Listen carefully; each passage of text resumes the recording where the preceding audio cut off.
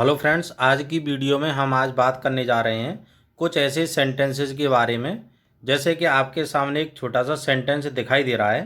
पहले हम इस चर्चा कर रहे हैं, मोदी जी बचपन से ही अपने देश की सेवा करना चाहते थे। तो ऐसे सेंटेंसों का इंग्लिश में ट्रांसलेशन कैसे किया जाता है, इनका हम जो ट्रांसलेशन करना सीख रहे हैं वह 3 प्रयोगों के माध्यम से हम सीखेंगे। तो वे प्रयोग कौन कौन से हैं, अभी आपके सामने स्क्रीन पर आने वाले हैं। तीनों प्रयोग आज हम बात करने वाले हैं इन 3 प्रयोगों के बारे में। 3 प्रयोग जो कि दिखाई दे रहे हैं।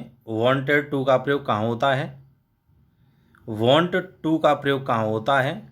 अभी हमने यहाँ पर लिखा था, देखा था, यहाँ पर वांटेड टू, यहाँ पर ईडी लगा हुआ है। यहाँ पर वांट टू, इसमें ईडी नहीं लगा हुआ है, केवल वांट टू लिखा हुआ है। और फिर आगे दिखाई दे रहा है वांट्स टू, यहाँ पर एस ए एस लगा हुआ है, वांट में एस ए एस जोड़ दिया गया है। तो सबसे पहले हम वांटेड टू के बारे में जानकारी लेंगे, फिर वांट टू, फिर वांट्स टू, इन तीनों के बारे में जानकारी लेंगे। तो चलते हैं हम इस पहले प्रयोग के बारे में जानकारी लेते हैं। यहाँ हमें दिखाई दे रहा है वांटेड टू का प्रयोग कहाँ होता है। तो सबसे पहले तो हमें पहचान ही समझ में आनी चाहिए। पहचान क्या है? हिंदी वाक्यों की क्रियाओं के अंत में ना प्लस चाहता था, चाहती थी, चाहते थे आदि शब्द आते हैं। अरे चाहना शब्द इसलिए आ रहा है क्योंकि वांट का मतलब होता है चाहना, तो इसलिए ना शब्द और लग करके आएगा। ना प्लस चाहता था, चाहती थी, चाहते थे। इसके लिए अब हम स्ट्रक्चर समझ लेते हैं। अभी आपके सामने स्ट्रक्चर है। सबसे पहले सब्जेक्ट लगाएंगे, फिर वांटेड टू का प्रयोग करेंगे, वांटेड टू के साथ फर्स्ट फॉर्म का प्रयोग करते हैं, फिर ऑब्जेक्ट, फिर डॉट डॉट का मतलब ये है कि जो शेष जो शब्द बचते हैं उनको लगा देते हैं। जैसे कि एग्जाम्पल में, एक शिकारी एक शेर को मारना चाहता था। जैसे स्टोरी आती हैं हाई स्कूल और इंटरमीडिएट की परीक्षा में। एक बार की बात है, एक शिकारी था, वह जंगल में गया, उसने एक शेर देखा, वह एक शेर को मारना चाहता था। तो इसमें ना प्लस चाहता था का प्रयोग हो रहा है, मारना चाहता था।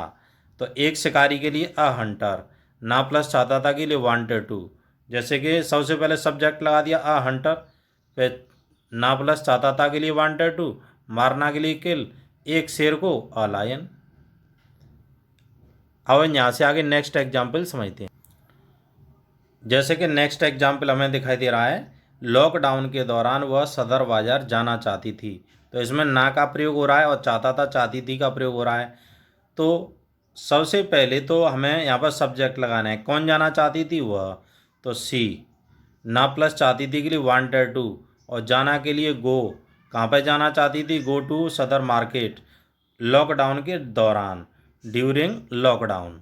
तो यहाँ पर ड्यूरिंग लॉकडाउन जो दिखाई दे रहा है, लॉकडाउन के दौरान, ये समय को इंडिकेट कर रहा है। तो अगर हम इसको इंग्लिश बनाते समय शुरू में लगा दें तो भी सही हो जाएगा।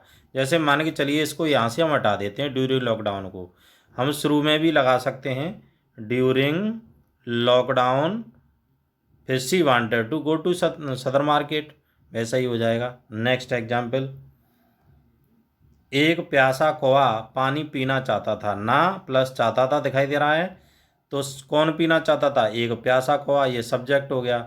तो यहाँ पर एक प्यासा कौवा के लिए यहाँ पर लगा देंगे अ थर्स्टी, यहाँ पर अ लग जाएगा, a thirsty crow wanted to take water. Next example, Modi ji बचपन से ही अपने देश की सेवा करना चाहते थे। तो ना दिखाई दे रहा है हमें, और चाहता था दिखाई दे रहा है, चाहता था, चाहती थी, चाहते थे। तो कौन सेवा करना चाहते थे? मोदी जी। ना प्लस चाहता था के लिए वांटेड टू, सेवा करना के लिए सर्व, किसकी सेवा करना चाहते थे? अपने देश की।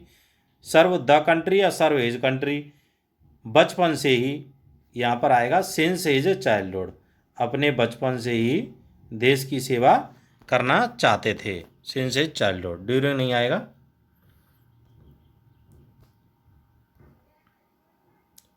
अब आपके सामने वांट टू और वांट्स टू का प्रयोग कहाँ होता है? पहचान, हिंदी वाक्यों की क्रियाओं के अंत में ना प्लस चाहता है। अब इसमें है लगा हुआ है, कोई नई बात नहीं है।